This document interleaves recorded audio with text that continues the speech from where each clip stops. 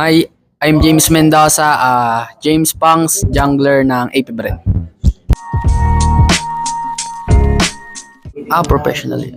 Since 2022 po, MDL Season 2, Onyx Arsenals po ako, tapos Season 3, Onyx Arsenals ulit, and then Lazy, then MPL po. Sa nakita ko lang po sa mga classmate ko kasi that time wala pa akong cellphone So nung nabilan ako, doon po ako nag-start maglaro ng ML, na impluwensyahan lang.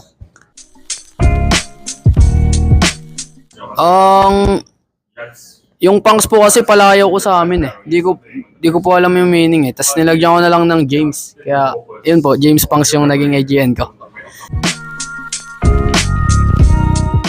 Sa totoo lang po XP. Makikita nyo po sa account ko 1-7 matches ako sa Chu. Yun lang po yung i-spam ko dati. XP laner po ako nung una. Tapos nung napaturn lang ako nung jungler nung nagka-squad po ako. Tinry ko lang po. Then yun, nag-stick na ako sa jungler. 1v1.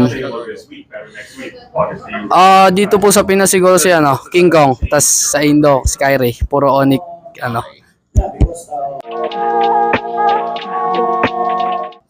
Tank ko si Renny J. Tapos Gold Kelra. Tapos support Super Prince, tapos XP Edward. Okay lang na may patches. Tingin ko po yung yung mga time na nakakuha ko ng MVP.